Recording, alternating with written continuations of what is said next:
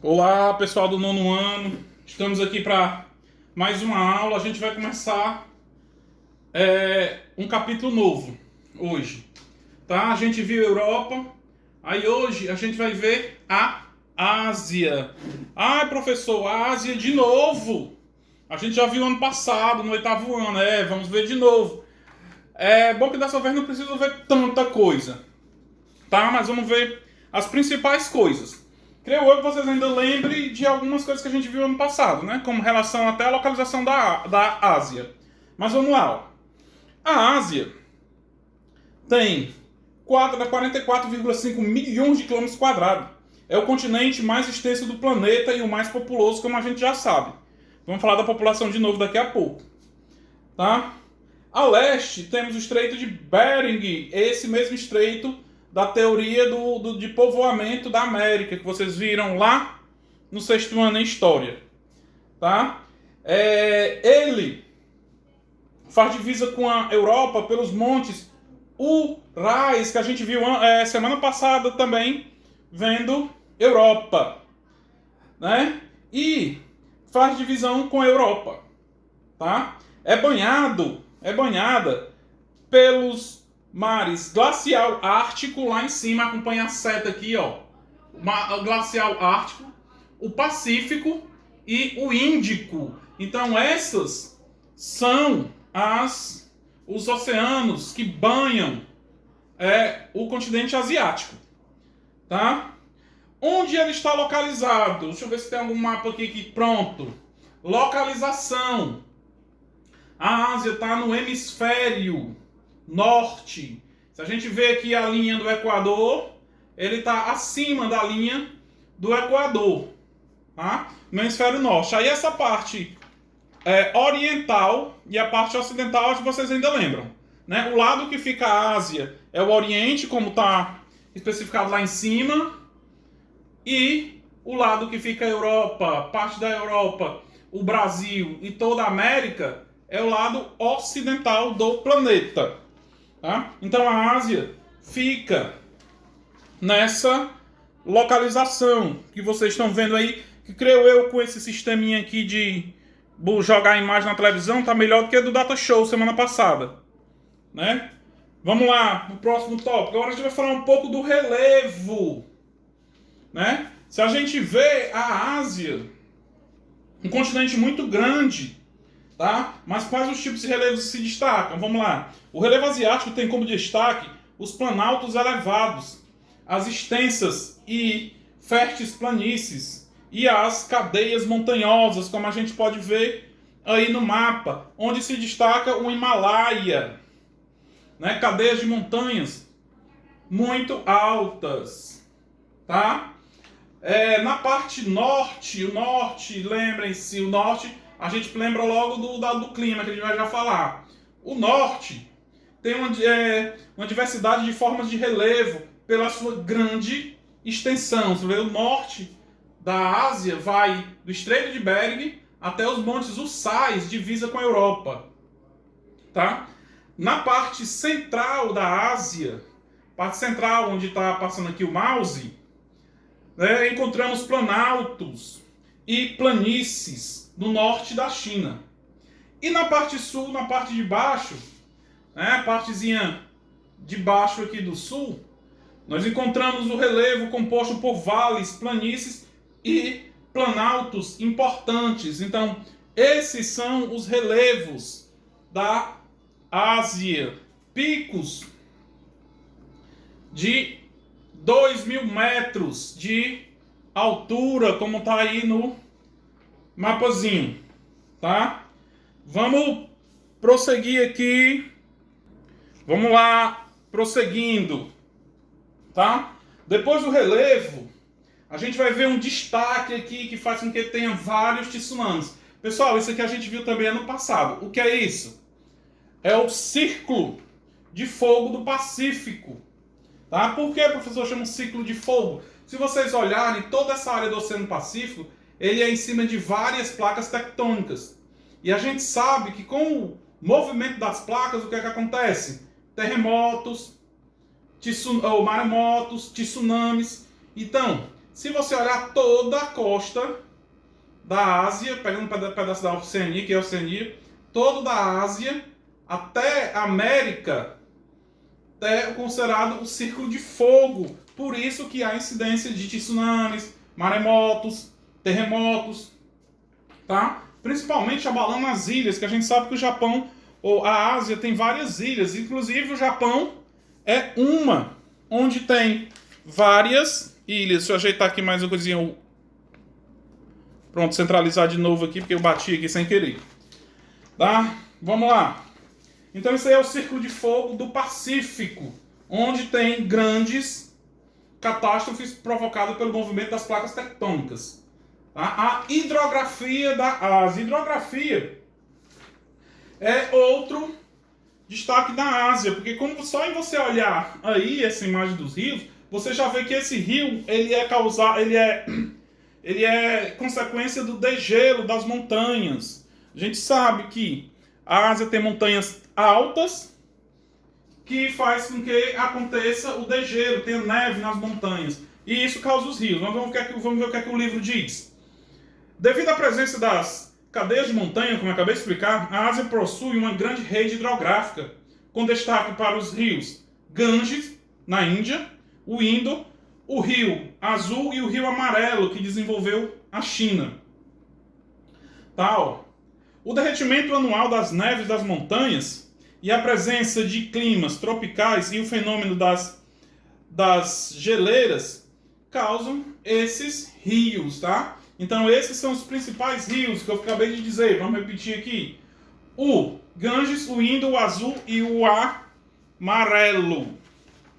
Tá? Vamos lá, correndo. Agora vamos para os climas.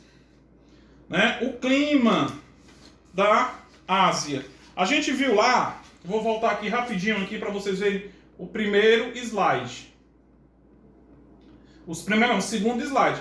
Então a gente olha aí que a Ásia passa um pouquinho longe da linha do Equador. Tá? Você olhar a linha do Equador aqui, o norte da Ásia aqui. Então sem a gente ver lá, a gente olhar lá o mapa do clima, a gente já sabe uma coisa. Que aqui, no norte, perto do Polo Norte, qual é o clima? Polar. E abaixo, subpolar. E na parte sul, que fica próximo à linha do Equador, tende a ter climas de características mais quentes. Agora vamos ver lá, ó. Como eu falei para vocês, os tipos de clima. A gente tem lá em cima, como eu tinha explicado, próximo ao Polo Norte, o clima polar, que é o frio, né? Frio demais, que fica principalmente na Rússia. Eu acho que até ano passado, quando a gente estava falando, alguém deve ter comentado em relação desse clima ter atrapalhado um pouco a Copa do Mundo, que nesses locais de clima frio não teve sede da Copa do Mundo, né, de 2018. Mas vamos ver lá, ó. Outro clima continental. Esse aqui, o verde, é aqui dentro do continente. Aí temos, ó, a partir do momento que vai descendo para ali perto da linha do Equador, vai esquentando os tipos de clima, ó. Temos o clima temperado, próximo ao litoral da China, tá? Mas aqui o clima mediterrâneo. Professor, por que esse clima mediterrâneo? Porque aqui onde está a seta é o mar Mediterrâneo. Então o clima recebe influência de onde?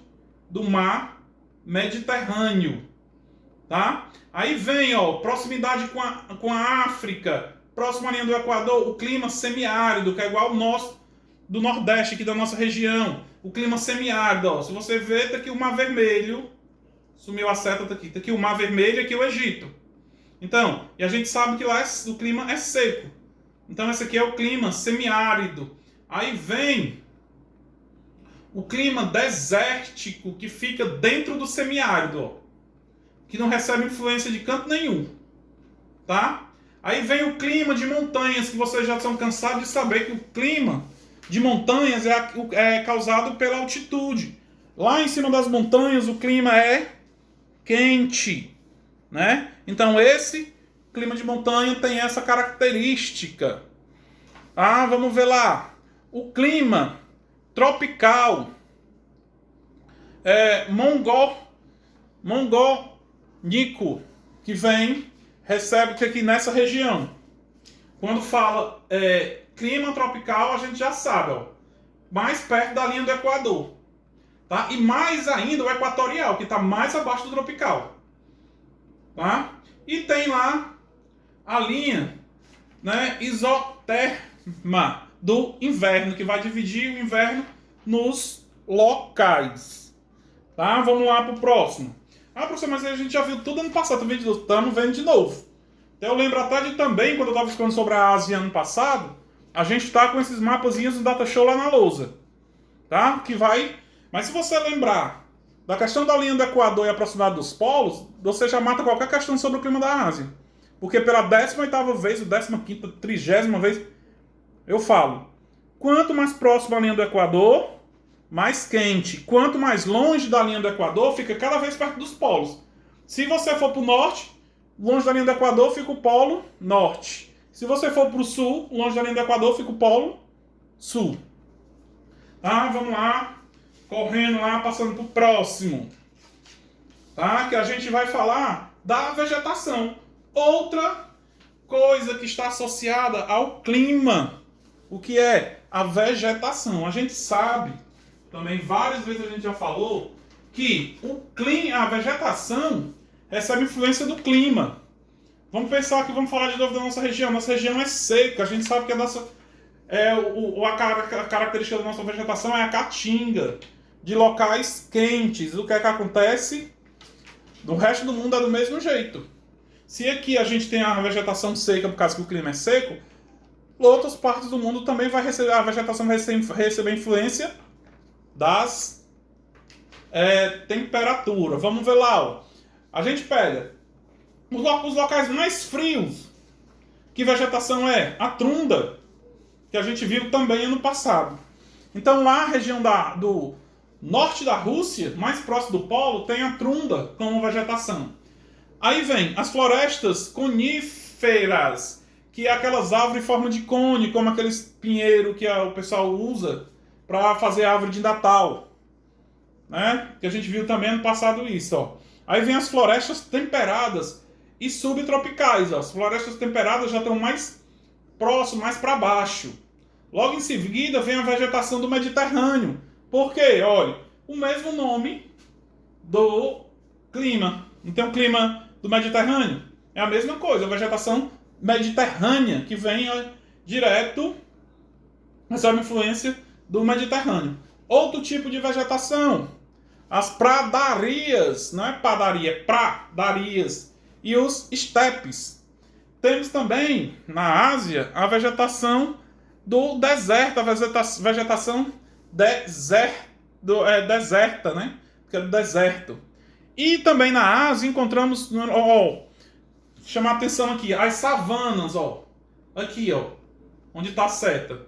Não sei se vocês estão vendo aí no vídeo a seta. Mas, ó, as savanas é uma característica da África, né? Na parte quente da África. Então, na parte mais próxima à linha do Equador, se destaca as savanas. E logo em seguida, do lado das savanas, cada vez mais próximo da linha do Equador, tem as florestas tropicais e equatoriais. Em seguida, tem a vegetação de altitude, que é aquela vegetação que ela se conserva verde. Por quê? Por causa da temperatura da altitude. Por exemplo, se a gente for em Guaramiranga, em pleno verão, aqui no Ceará, você vai encontrar tudo verde. Ano passado eu estive lá, quando estava lá em cima tudo verde, quando descia para o sertão tudo seco, a caatinga queimando.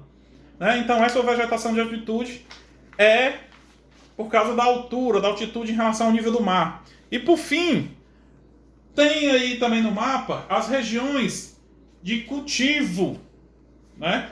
De plantas, de alimento. Tá? Se você pode olhar, os únicos locais que não tem são os locais muito quentes ou então os locais muito frios. Locais frios demais, como lá no norte da Ásia.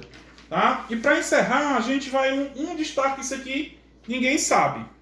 Né? Não é possível. Qual o país mais populoso do mundo? A China. né? Tanto é que a gente vai ver nossa próxima aula de geografia, que eu acho que é daqui a 2 semanas, que semana que vem vai ser só para corrigir a atividade. Quando a gente vai ver estudar um capítulo só sobre a China. Tudo sobre a China.